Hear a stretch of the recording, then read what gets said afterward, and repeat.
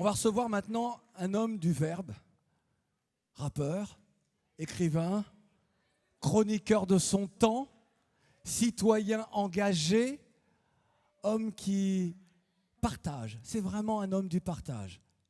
Je vous demande d'accueillir, comme il se doit, Monsieur Abdal Malik. Et à ses côtés, Jimmy Gillet pour une lecture.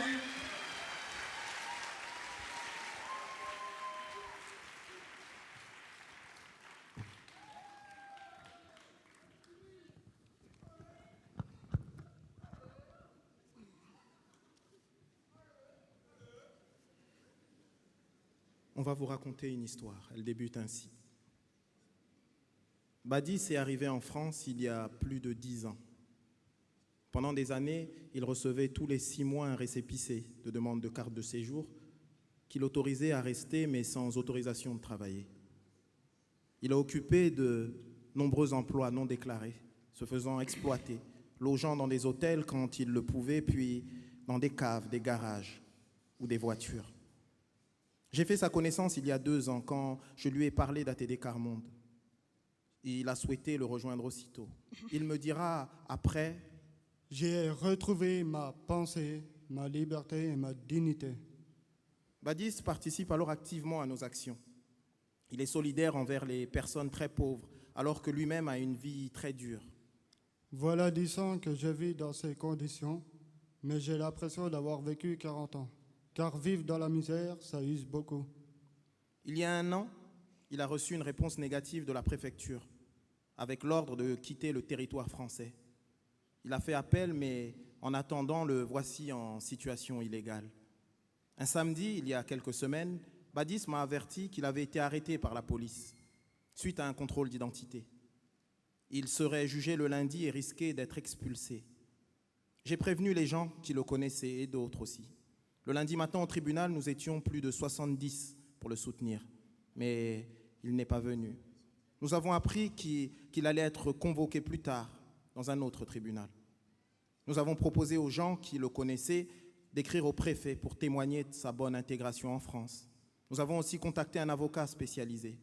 Nous avons visité Badis régulièrement au centre de rétention, où il redistribuait aussitôt à d'autres les biscuits et cigarettes que nous lui offrions. Un gardien m'a confié: il en faudrait 100 comme lui pour que le centre soit plus paisible. Le jeudi, nous étions plus de 40 au tribunal. Exceptionnellement, parce qu'ils avaient appris à le connaître, les policiers l'ont conduit un peu plus tôt dans la salle d'audience pour que nous puissions le saluer. Grâce à un vice de forme, lors de son arrestation, le juge a finalement décidé de le libérer. Le procureur de la République a fait appel. Et ce n'est que le samedi suivant que Badis a été certain de ne pas être expulsé. Depuis, il a réactivé sa demande de carte de séjour et a fini par l'obtenir. Il peut enfin faire des projets et recommencer à construire son avenir.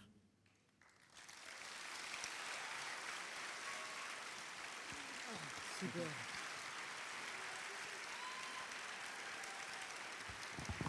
Abdal Malik et Jimmy Gillet, bonsoir, merci. Merci. À deux voix, bah, vous étiez très bien tous les deux. C'était bien? Bah oui. Oui ou non? C'était bien.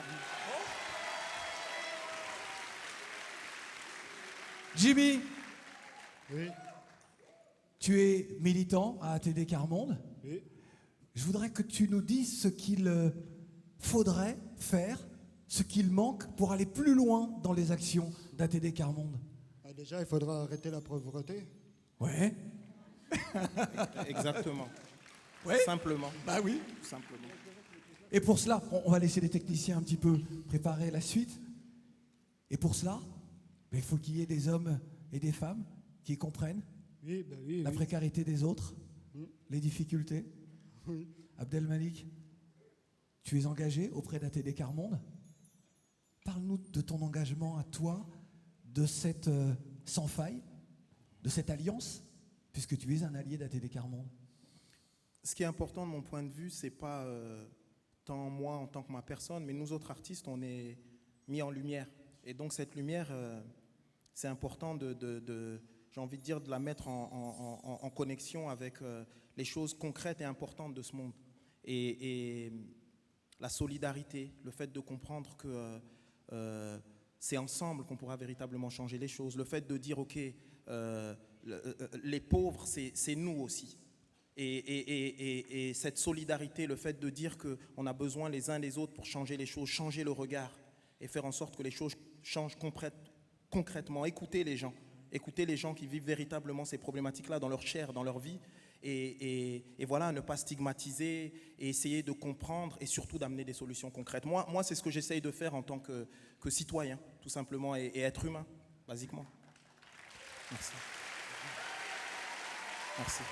Lorsque, je ne voudrais pas faire de la politique, mais lorsque l'on écoute nos responsables politiques, lorsque l'on écoute la radio, lorsqu'on regarde la télévision, lorsque l'on entend le propos des uns et des autres, ce ne sont pas des propos qui tendent justement à changer les choses, à prendre conscience de cette pauvreté et de se dire que justement, l'autre, c'est nous. Nous appartenons à une seule et même nation et j'irai peut-être plus loin, à une seule et même humanité. On n'entend pas ça quand même dans les médias aujourd'hui. On n'entend pas ça dans les médias ou les politiques, mais la réalité, c'est ce qui compte, c'est ça, c'est les gens ici, c'est nous. Parce qu'en réalité, on doit pousser, nous, en étant, j'ai envie de dire, de vrais êtres humains, en se considérant les uns les autres, on va pousser les politiques à agir concrètement. On a notre opinion et on peut agir. Moi, je ne crois qu'en la société civile. Je crois que dans les femmes et les hommes de bonne volonté, ceux qui se disent, voilà, on a tous une responsabilité les uns vis-à-vis des autres et bousculons les politiques pour qu'eux comprennent où se passe le vrai monde et comment ça se passe dans le vrai monde. Et c'est nous qui avons ce pouvoir-là. Ça s'appelle la démocratie, en fait. Tu sais quoi? On va les bousculer. Bousculons-les. S'il vous plaît, des applaudissements pour Jimmy Gillet et pour Abdel Malik. Merci.